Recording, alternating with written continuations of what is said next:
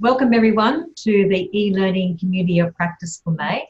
Can you see my screen at the moment, the welcome? Can do, yes. Yep. Very good. Excellent. So today we've been privileged because we've got Greg coming to help us or show us what you can do to enhance content and resources in Moodle.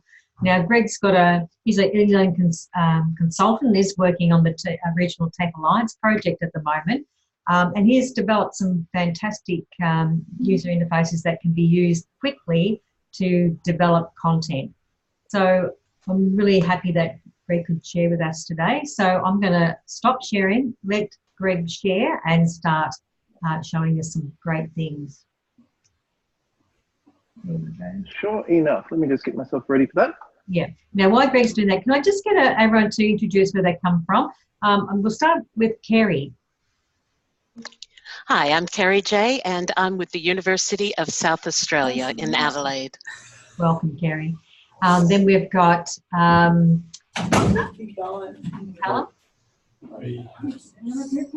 Hi, I'm Rhonda McCallum. I'm from TAFE's Equine Department in Wangaratta, Victoria. Very good. And we've got Carol McCulloch. Hello everyone. They usually call me Coach Carol nowadays. Yeah. I'm a Toastmasters person, but still interested in e-learning. And I was a former training manager at TAFE down at the Wangaratta base. Very good. Thank you. Andrew. I'm scared. Oh no, it's like that, is it? Get your story. Sorry, I can hardly hear you then, Andrew. I'm sorry. Okay, how's that? That's much better. Thank you. Okay. I'm at Andrew Metcalf at TAFE, and I'm Very on good. the Thank you. administration and course development side. Very good. Oh, good. And B. Bowdy, you're on. I'll just unmute you. Anne Bowden, my apologies about Thank you. the odd username there.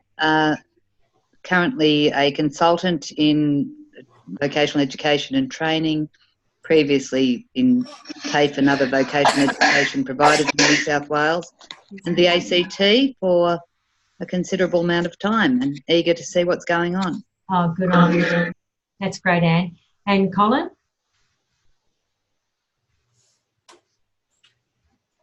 I'm an e-learning developer, actually seconded to the Victorian TAFE Association Regional TAFE Alliance project, but employed by Bendigo Kangan, so I'm located at Richmond campus in Melbourne. Very good. Thanks, Colin. And Julie? Yes, sorry, I was a little bit late. I work with Colin and Christine. I actually work at TAFE Gippsland. We used to be Federation Training. We've just had our name change a week or so ago, so we're loving the name TAFE back, returning to our proper name. So I'm in the Regional TAFE Alliance project with Colin and Christine, working on creating content, etc., and with Greg as well, Greg Bird. Well, yeah, thanks, Julie. And Debbie? You're needed there or not, I don't know. Debbie? Oh. Maybe Debbie can't unmute. She's on mute at the moment. Helen? Hi everyone, I'm Helen Devlin. I'm really pleased to be here. I've been trying to get to this eCop for some time. I'm located in Albury. I work for TAFE New South Wales as a part of the South region now, and my role is training assessment TAE. Oh, beautiful.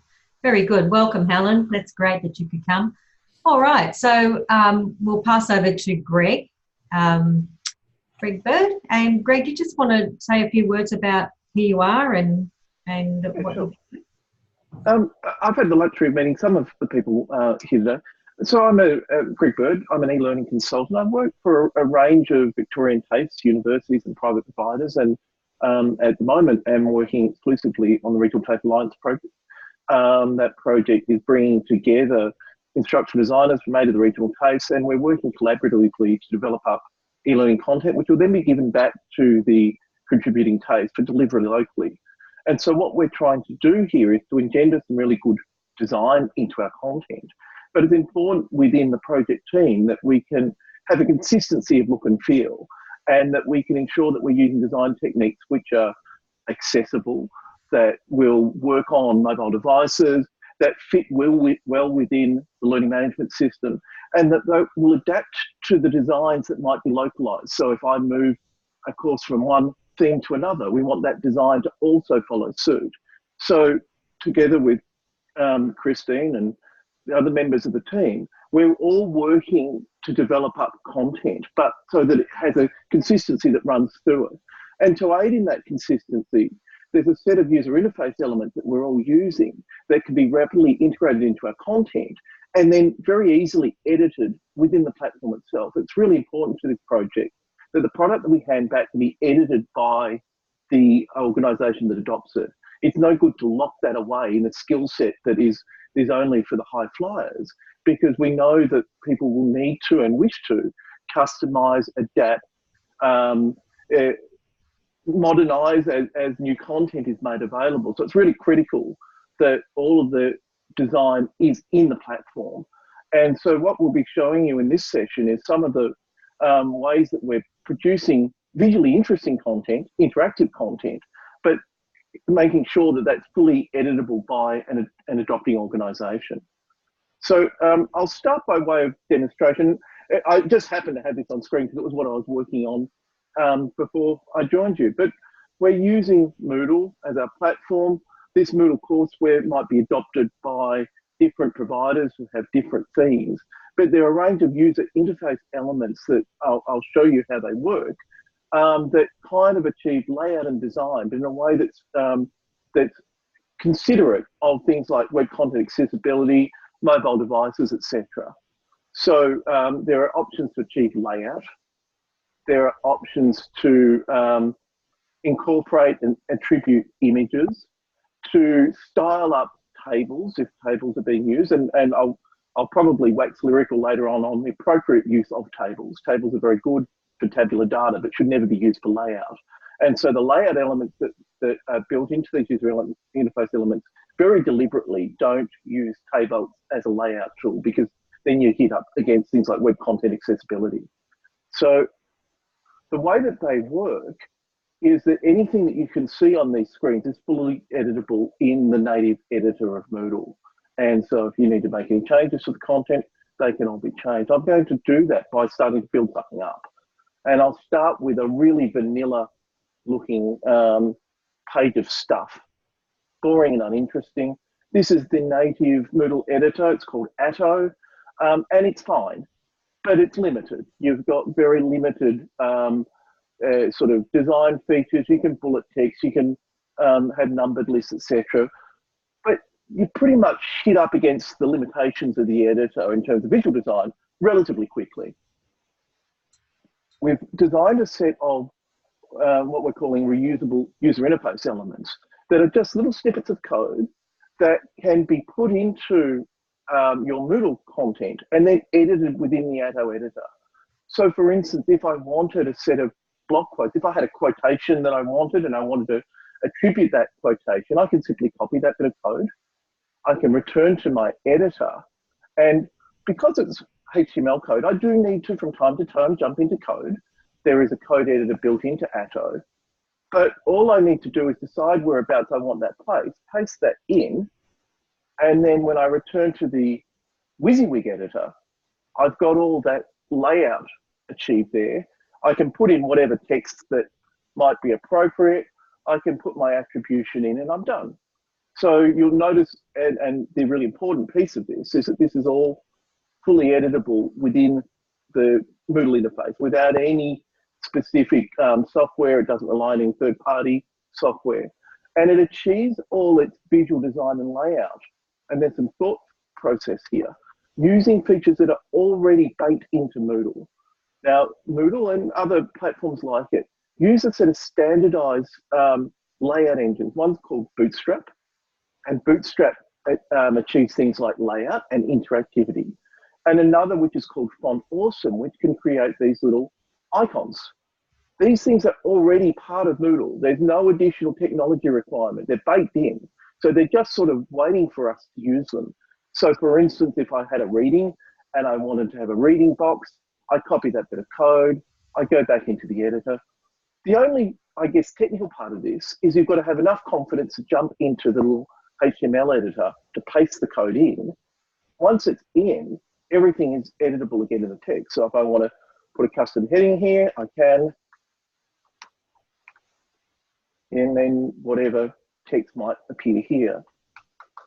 And the advantage to this project is that because we're all using these interface elements, we're all applying them in the same way. There's a uniformity that flows through the content, which benefits also the students. There's no ambiguity. If you've got things which are set out with good, clear instructions, with consistent visual elements, it's very much easier for the student to know what they're to do, what the purpose of that bit of content might be. By the way, if anyone has questions along the way, feel free to just jump in or to post them via the text chat, and I'll try and monitor that as I go.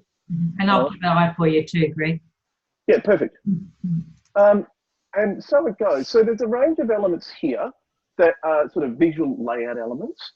You can see them. So we use these boxes to mark up particular activities we might want a student to do. So if that's actually something for them to do, a set of work instructions, we might use this activity box. There are alerts. Alerts are good ways just to give sort of prompts to people along the way. So I can copy an alert in, for example. Oops, wrong editor. And you'll see, I mean, a lot of it's sort of rinse and repeat. I'm just using the same muscles every time. It's sort of jump into the code to paste it, return to the editor to make any changes. But you'll notice, again, the colors, etc., have all been applied. And what will become more obvious later is if I was to change Moodle themes, these user interface elements will adapt to match the styling of that theme. So it means that they're portable between different providers and might have a different sort of aesthetic for their Moodle. Excuse me, Greg. You go ahead. So what, those visual elements, the icons and the quotations, what would a screen reader think of those? Or what does a screen reader think of those? So the icons specifically are text, and that's the advantage of Font Awesome. It actually is text. It's not an image.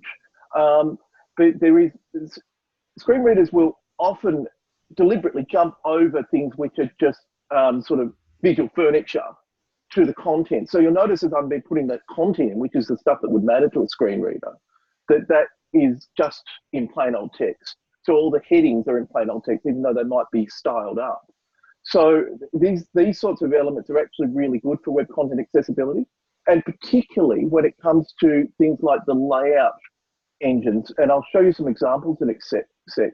Because with layout, a screen reader has a real issue with reading the sequence of content. And people have, in the past, have used some things which achieve visual layout at the consequence of web content accessibility. And tables is a classic one.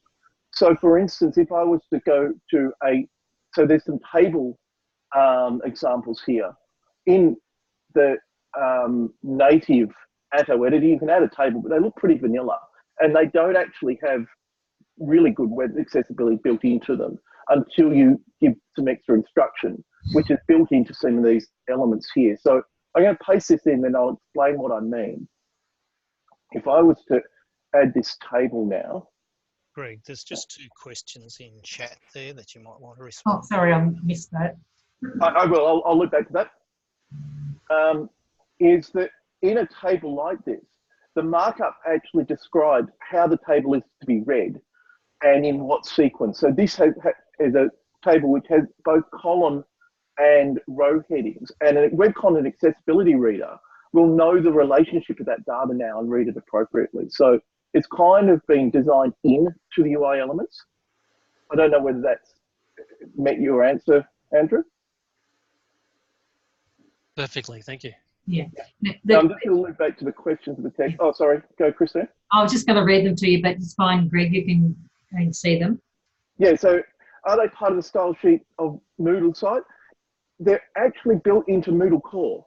since Moodle 3, both Bootstrap and Font Awesome have actually shipped with Moodle. So there's no extra theming that needs to happen. And I can show you in a moment, as we swap themes, these things will automatically adapt to meet the Moodle theme that's being applied to them. And with the so code work with other LMS platforms. And that's an interesting question, Carol. Very many platforms use Bootstrap and Font Awesome because they've become the standard now.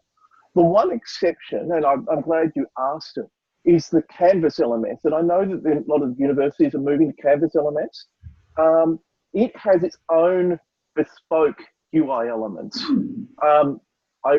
I won't bore you with why they've done that, and I don't necessarily agree with it, but they've gone ahead to build their own bespoke elements. So if you happen to be authoring in Canvas, there are UI elements to Canvas as well.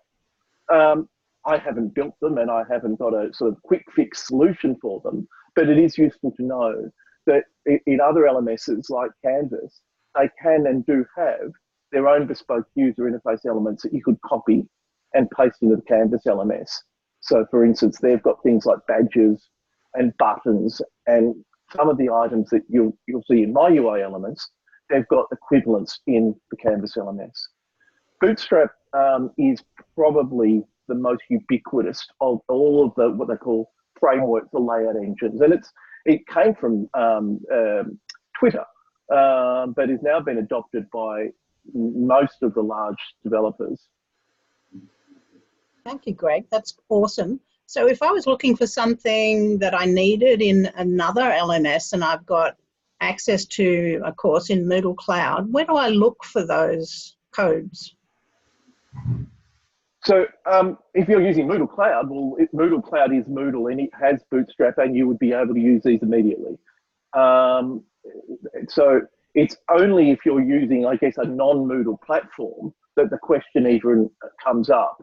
But I'm just trying to think of the LMS.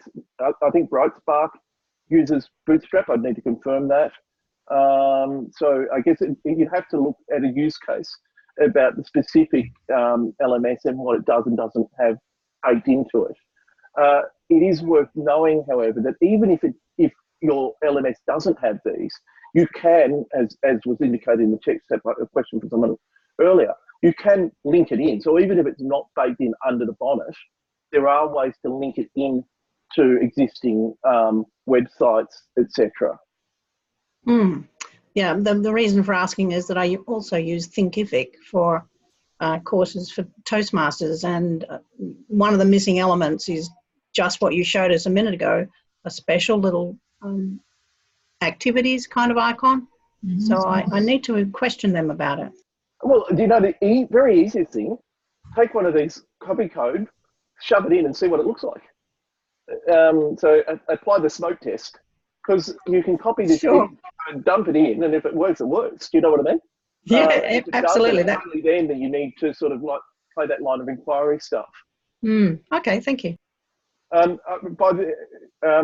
We'll follow up. I'll follow up by Christine to send out all of the links that I show you today. Yeah. This one, of course, is going to be important for the user interface elements. Time willing, I'd also like to show you how we're dealing with images, but we'll get to that in just a moment.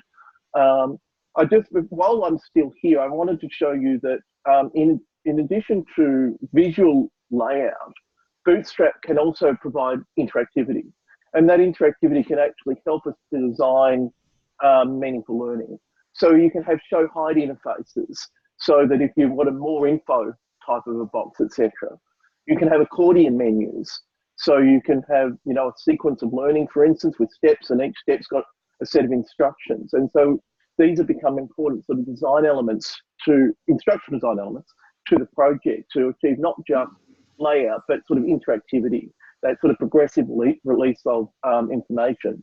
So for instance, again, if I copy now this accordion menu and I dump it into here, and now we're starting to get quite interesting and busy, but let's keep going.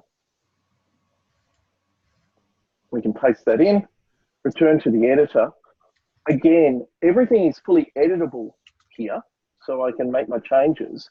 The interactive bit only happens when we stop editing and we view it, which I'll show you in just a sec. Oops, I put that in the wrong spot. And you can nest elements inside elements. So I could have inside this, for instance, I might choose to have, I don't know, what will I have? One of these messages. So you can sort of layer the design, which is quite important sometimes. So where are we at? The only trick I'd need to know here is now my code's going to get quite busy. And unless you're a code monkey and you really know your way around things, sometimes it's hard to see where you need to be. So I want to place something here, and quite often I'll just put little placeholders for myself. I'll put a row of X's so that when I jump into the code, hopefully I'll be able to spot those relatively quickly. They're here, and I can replace those row of X's with whatever I wanted. So sometimes it's just about finding little hacks for yourself that make this stuff easy to navigate. And so you can see now within the accordion, I've got one of those info boxes. So if I were to, for instance, save this now, because I've already started to make a fair fist of this, you can see, well, everything is as you'd expect it to. But when we get down to this area, these are now collapsing menu systems. So that's that accordion menu. And then within that, you can, as I was mentioning earlier, have kind of nested activities, whatever it might be within that menu structure. So I think those combinations achieve kind of a uniformity of design. They're all fully accessible, which is really important. And as I shrink this window down, it's not so obvious here. I didn't have any columns. I'll go back to one of the column ones over here. I think I've got columns here. See how this is a 3-column array at the moment. This comes back to my questions and some of Andrew's about accessibility and design. These are laid out like you would have historically laid things out in a table, in a 3-column table. But the advantage of using these modern design elements is they're fully responsive. And what you might notice now is, I'm displaying this on a small format device, maybe my mobile phone, what was previously looked like tables have now become boxes which run down the screen. So this is that notion of responsive design. I claim no specific provenance over this. This is all stuff that Bootstrap can do and is just waiting for us to use in Moodle. These user interface elements just make them a bit more immediate, I guess. So that's, well, first of all, I'm going to pause at this point and get some sort of feedback, comment, questions. There's a bit of excitement happening in the chat. Everyone's loving it. And there was a question about the accordion, whether you could put images in. Yes, you can put images in it. You can put any content inside the accordions that you need. What in a sec, I'm going to dovetail into how we're doing images and image attribution, which is really important to the project. Greg, this is fantastic stuff, I gotta say. I'm looking forward to getting the 3-column layout as well. But yeah, this is just another example of how Moodle is really lousy at selling themselves. They should be trumpeting this. They should have trumpeted this from the rooftops as soon as they released version 3. So kudos to you for being such a super user that you're bringing this out of the shadows into the spotlight, because man, this is great stuff. I can't wait to share it with everybody who has my job. Yeah. Well, that's delightful. It is very slowly and a little bit silently, I absolutely agree with you, releasing some of this design stuff into the Atto editor. So if I turn editing on this page again, let's go to this. Now, we happen to be using a particular Moodle host, which has some extra plugins to the Atto editor. So we're using the OpenLMS Moodle host, which is what a lot of the Victorian TAFEs do. And it has, for instance, this Bootstrap Grid Moodle plugin.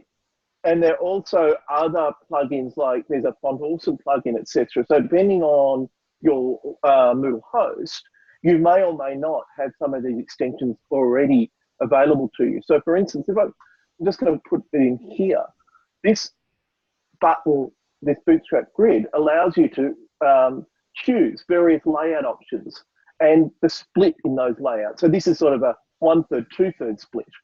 And so that's basically built into our version of Moodle by virtue of this Bootstrap Grid plugin to the Atto editor.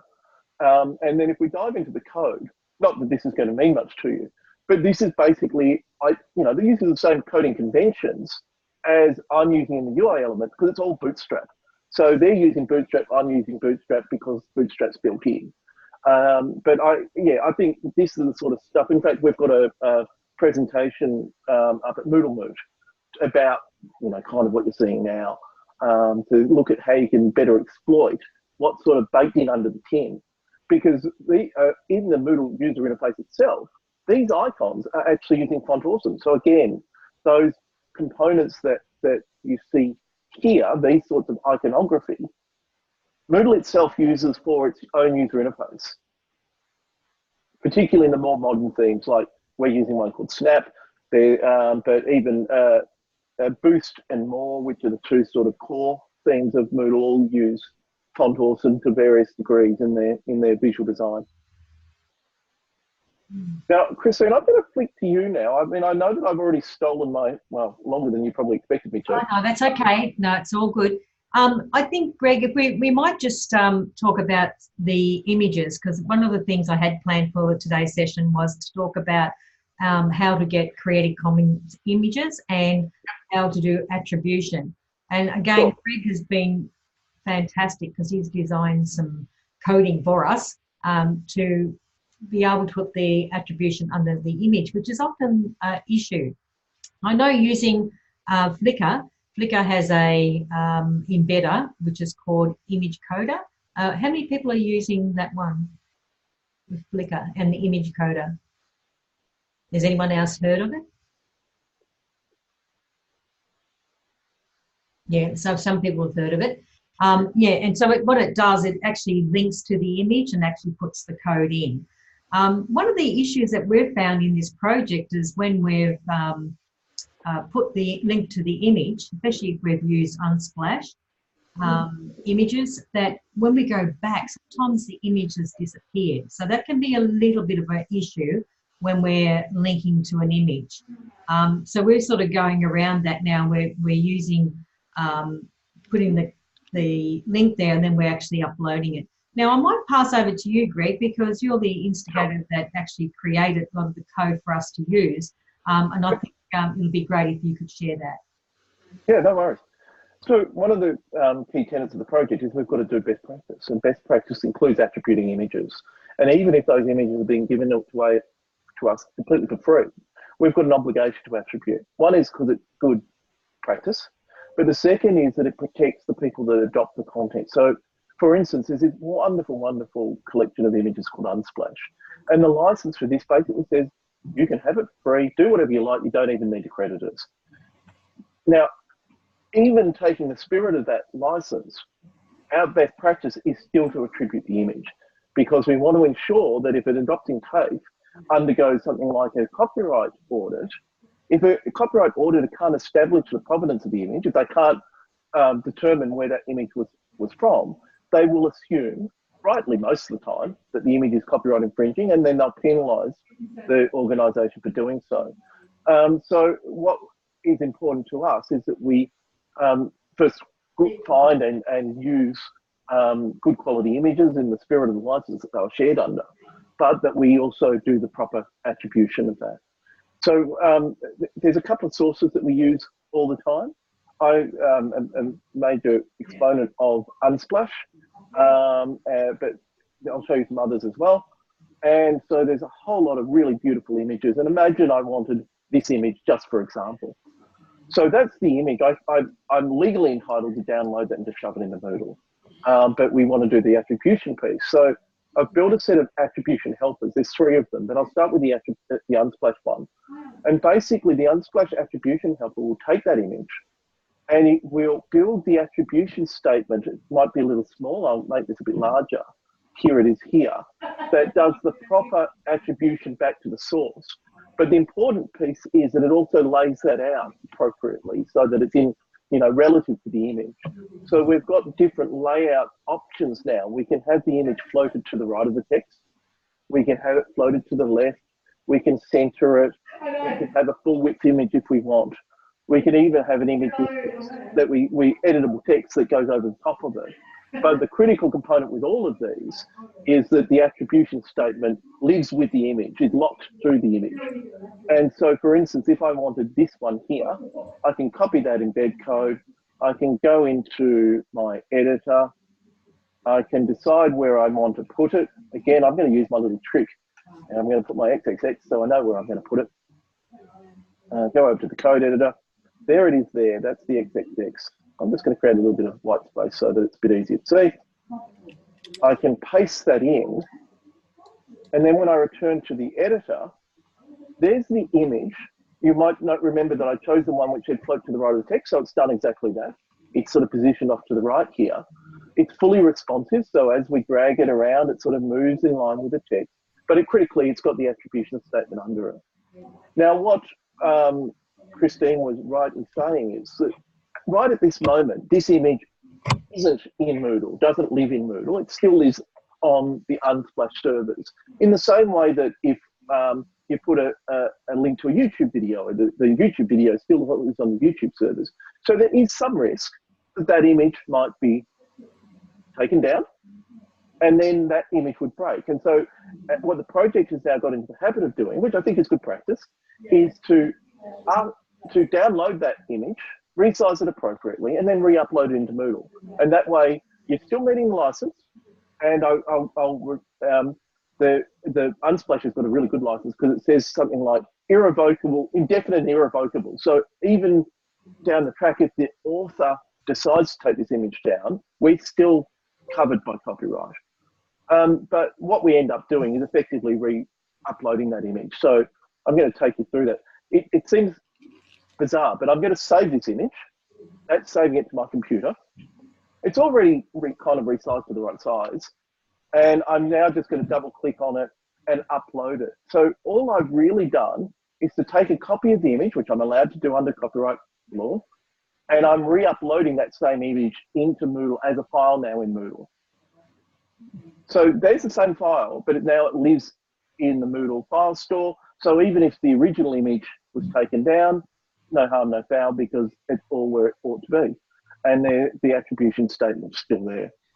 So this way we're doing a good job, I think, of visually enriching our course, but also meeting our sort of legal and moral obligations of putting attribution in. I'm just going to show you two more examples of that. First, I'll pause for thought. Is there any questions at the moment about any of what you've just said?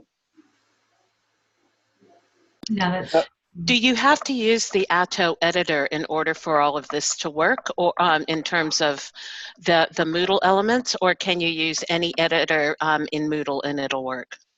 So I assume you're maybe thinking about a TinyMCE editor. That should work as well. It's basically, really, the editor isn't doing any of the work at this point. No, I understand that. I was just wondering, because I've found sometimes that Moodle tends to rewrite code. Like if I go in and edit something and then resave it, I find that code's been rewritten. So I was just wondering if you found that, and if you had more luck with Atto versus TinyMCE. We use Atto. TinyMCE is now deprecated as an editor by Moodle. Some people continue to use it because of historical legacy. And so, but as a supported editor, it's losing some sort of traction. I guess the reason that people continue to use TinyMCE is sometimes locked to historical practice, because the editor seemed to allow you to have more creative freedom. But that creative freedom led to a whole lot of mess in a lot of sites where people would choose 1,000 different colours for their text. Oh yeah, oh yeah. So there's some other good reasons to consider Atto, but Atto is very much the kind of the rubber stamped solution that Moodle promotes for their internal editor. Thank you for I that. know that others are using TinyMCE back at their local. I think. Oh no, I was going to say, Christine, GoTAFE's now moved over to Atto, haven't they? They're no longer using TinyMCE. Yeah, but I have done this work in TinyMCE and it did work. You can test it and make sure that it still works. Sometimes it's a bit about what other local plugins you've got. Some people have other code sanitizers that they run on their Moodle. That, who knows? So it's always worth checking it locally. Yeah, when we did change to the other editor and it was working fine. So yeah, but just try it. So this notion of doing attribution helpers, there are two other sources that we use quite commonly. One is Pixabay, which again has a sort of a free for use license, and we very much choose our image sources based on their license. So these are free for commercial use, no attribution required. But again, we always do the best practice. So we've got an attribution helper for Pixabay as well. It's very slightly different. Pixabay doesn't allow hot linking, doesn't allow you to do that embedding that we saw before. So instead, all the attribution helper does is create a placeholder for where that image would go, which you can copy and paste into Moodle. Let's say I want to paste this. I know I'll place it right at the top for now. We're going to get into a bit of a mess. So I can already see we're going to get messy fairly soon, but it doesn't matter because we've got two images which are floating next to each other. And then I would simply double click on this and upload the Pixabay image. So it's really a placeholder for where the image should go. But again, the important piece of this is the attribution statement. That's the critical component. Now, Pixabay, and I should have done this in a better sequence than I have, Pixabay allows you to freely download the image. You can download at different sizes. So if I want a small one, I'll choose the 640 one. That's downloaded to my computer, so I can now upload that to Moodle. So what it's really doing is accelerating that process of attribution. And the third source that we use is Shutterstock, which people will know is a commercial paid service. So the project has a license for this, and it builds the attribution statement for this. But this is only going to be useful to you if you yourself have a Shutterstock license, because without that license, you can't use these images. It works the same way. You choose an image, you click on the Shutterstock embedder, and you get effectively a watermarked version of the image, which you would then replace with the fully paid up commercial version because of your license with them. But Shutterstock has a really specific way it needs its images to be attributed. So in each instance, the attribution statement matches the vendor's requirements. So for Shutterstock, the image has to cite the image name, it has to specify the license, the date that image was accessed, and the builder kind of builds the recipe that Shutterstock just dictates. With each and every one of these attribution helpers, when Christine circulates the link, the way that they work is the very first time you use them, you follow the first time instructions. And in essence, they're what's called a bookmarklet. They're just a little bookmark that you add to your browser. And it's very as simple as dragging it up into your bookmark bar and dropping it. And now I've got it built into my browser.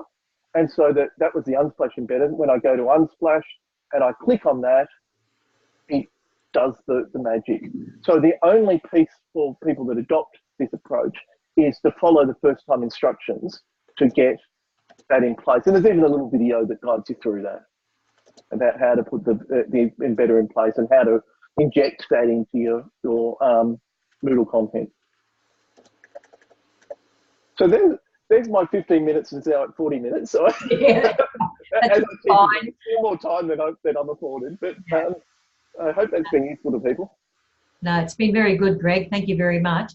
But the other one that you can use is the image coder.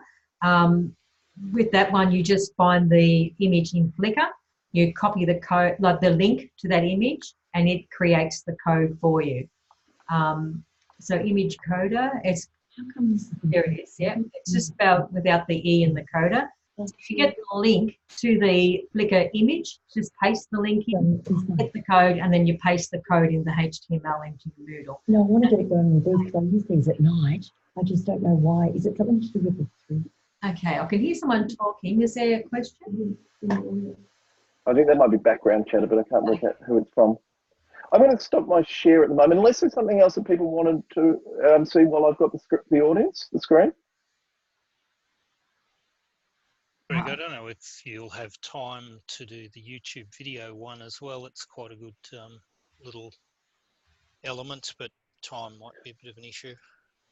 Yeah. So I should have featured that earlier. There's a convention that we're applying to videos. There's a YouTube, a box that we're placing videos in, and a convention that we're using that. So this has got a placeholder for the name of the video and the playtime. So, and I'll show you this in practice in a sec. And an opportunity to put the text transcript in a closed, opening and closed box. Now the project has decided that if the video has already been transcribed, the transcription is already with YouTube, that we're not doubling that effort. So this box is only in those cases where we're finding a video that hasn't got its own transcription. Then there's an opportunity for us to put that transcription in. So that this goes back to Andrew's questions about web content accessibility.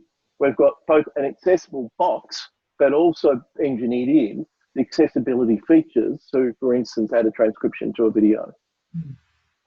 Very good. Excellent. Thank you, Greg. That's been wonderful. And I think everyone has been blown away with what you've shown. And we really appreciate working with it. It makes our life as developers so much easier, and we're having that consistency. So thank you very, very much for presenting today. I really appreciate it. And the other thing I want to say is if you've got topics that you would like to hear about, or you would like to share something that you're doing, could you email me and then we can schedule it for the next Community of Practice, which will be in June. We'll have them once a month. I'll send out an invitation. I've been sending them through an email with the attachment for the calendar appointment because of the privacy issue. So I'm not sending out everyone's email addresses. So that's how you will receive notification. Okay, so thank you all for attending. I'll stop the recording, and thank you again, Greg. You've been wonderful. Thank you. No worries at all. And I'll, Christine, I'll get you to forward on the links that we're